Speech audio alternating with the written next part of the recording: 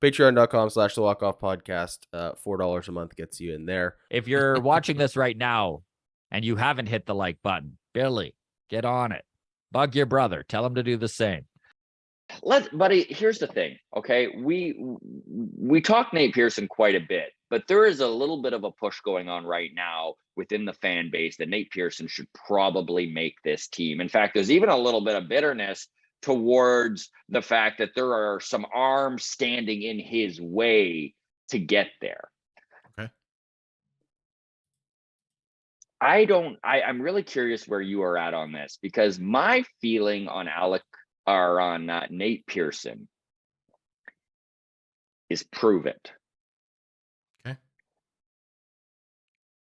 Winter ball and spring training don't count?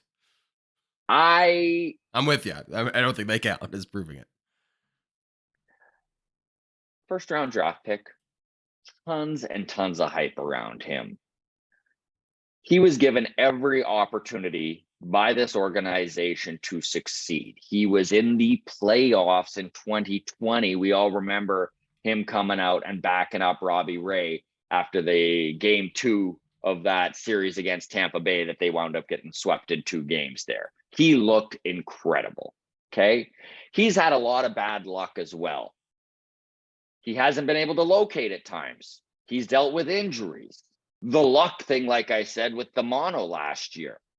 He's had a lot of obstacles to need to overcome, but I don't think that it is worth just handing him a spot and hoping that he can run with the ball, especially when you start looking into this bullpen and the names they have there. There's nobody that I truly am like, you know what, I would rather see Nate Pearson pitching there. Listen, I know Trevor Richards is a thorn in some folks' side, but the guy has been very good in the last few spring starts. He threw his changeup in this last outing 60% of the time. Okay. He is 3 Ks in those 3 batters that he faced, using his changeup 60% of the time. It's one of the best changeups in all of baseball. He has no options. Trevor Richards, they gave up Rowdy Tellez to get him, who hit 35 bombs for the Brewers last year. If you don't think that the Jays are going to try and get their value out of Richards, I don't think that you're reading the tea leaves right.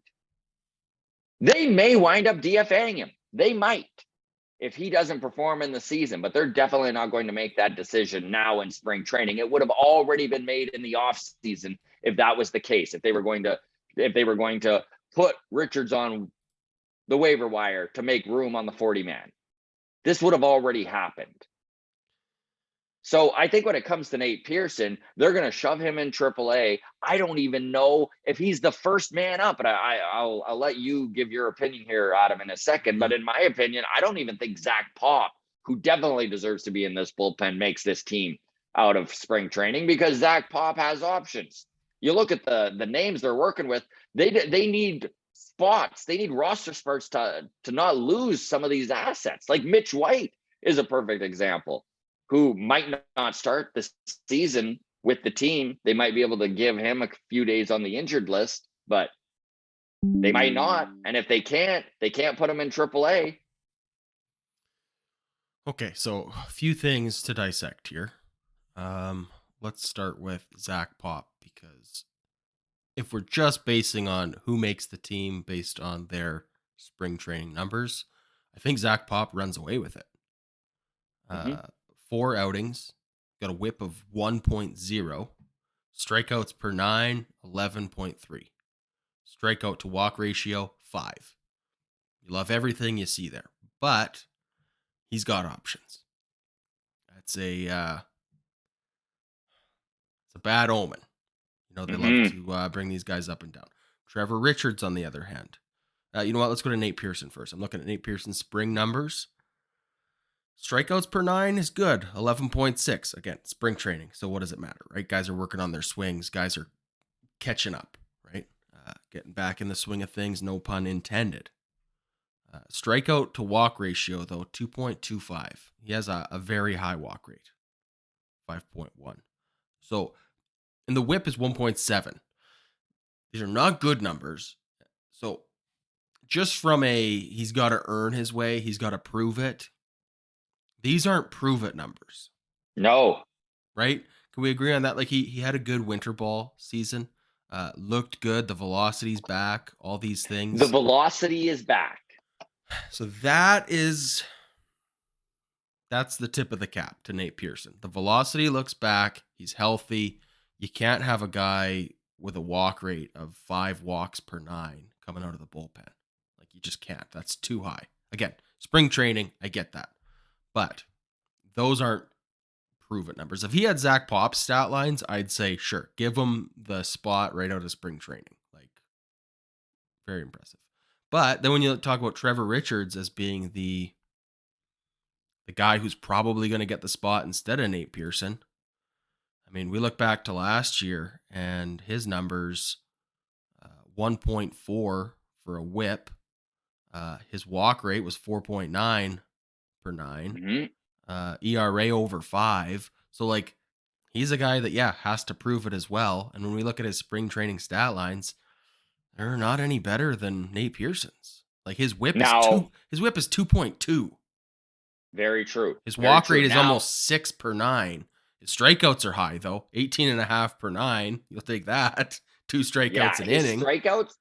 His strikeouts are eye-popping. One thing to keep in mind with Trevor Richards is he did get blown up his first 2 appearances of the spring, and like blowing up, Okay. where I think they scored something like 6 runs in the first inning he pitched. Okay, so his numbers are inflated. That's fair.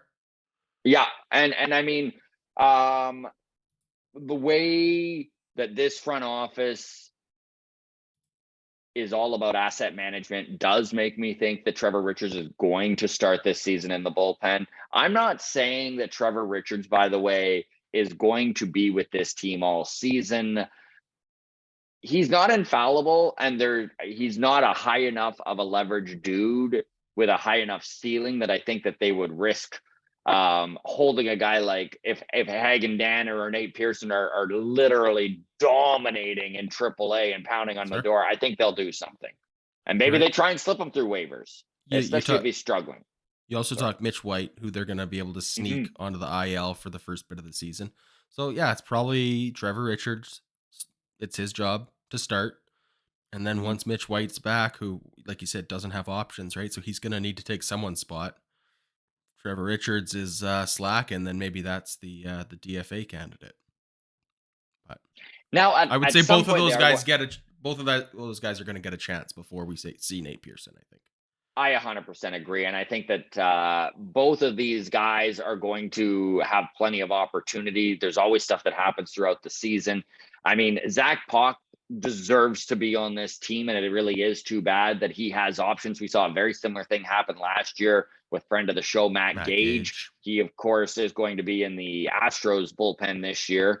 However, he had options last year. And despite the fact that he had an ERA well under 2 and he had a whip well under 1 and all of his numbers looked really spicy for a lefty, a guy, an arm, a guy, a lefty that they could have used most likely. So, Nate Pearson's going to need to prove it. And that's the way I want to see it, man. I want to see him need to prove it. It's going to be interesting. This bullpen's going to be interesting to see exactly how it's manipulated and done throughout the year. Yeah. It's a competitive roster from 1 through 9 in the lineup. And